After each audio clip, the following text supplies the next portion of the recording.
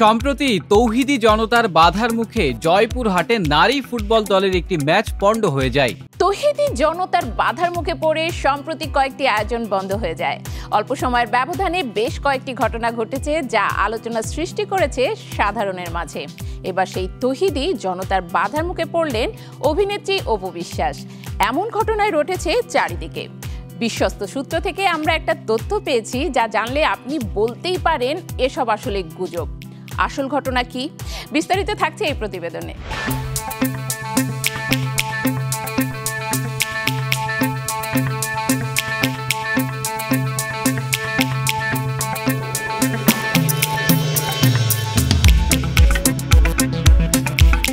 সম্প্রতি তৌহিদি জনতার বাধার মুখে জয়পুরহাটে নারী ফুটবল দলের একটি ম্যাচ পণ্ড হয়ে যায়। তারা মাঠে থাকা টিনের বেড়া ভেঙে ফেলে এবং পরবর্তীতে এমন ম্যাচ আয়োজন করলে প্রতিরোধেরও হুমকি দেয়। বাধ্য হয়ে আয়োজকরা ম্যাচটি স্থগিত করার ঘোষণা দেন। এই সংবাদের মাঝেই আরেক বাধার খবর আসে গণমাধ্যমে।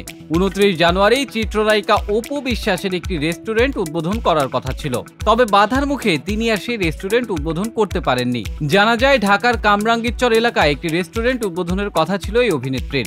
সবকিছু ঠিকঠাক হওয়ার পর সেই রেস্টুরেন্ট কর্তৃপক্ষ ফেসবুকে প্রচারণা চালায় যে রেস্টুরেন্ট উদ্বোধনে যাচ্ছেন অপু বিশ্বাস।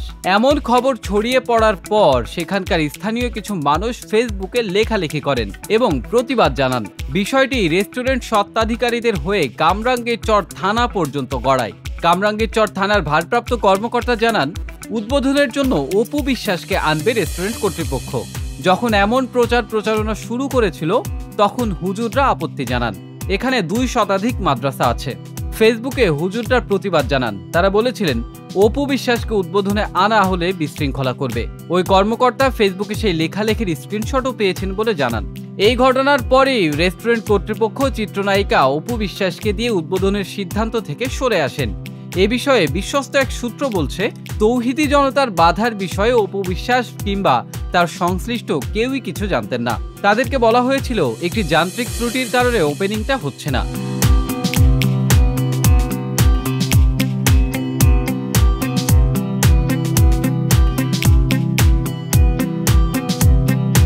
এর আগে চিত্রনায়িকা মেহজাবিন চৌধুরী তৌহিদি জনতার বাধার মুখে চট্টগ্রামে একটি রেস্টুরেন্ট উদ্বোধন করতে পারেননি। সেই ঘটনা নিয়ে সে সময় ব্যাপক আলোচনা সমালোচনা হয় এবং নানা ধরনের গুজবও ছড়িয়ে পড়ে। এরপর একই বাধার মুখে পড়েন অভিনেত্রী পরিমণি। টাঙ্গাইলে একটি শোরুম উদ্বোধনে বাধা প্রদান করে তৌহিদি জনতা। অপু বিশ্বাসের এই ঘটনা নিয়ে শোবিজ অঙ্গনের অনেকেই লিখেছেন তার পক্ষে। চিত্রনায়িকা মাহিয়া মাহি লিখেছেন, দুঃখিত অপু বিশ্বাসদি, আমাদের শিল্পীদের মধ্যে ইউনিটি কম থাকার কারণে তোমাকেও এভাবে অপমানিত হতে হলো।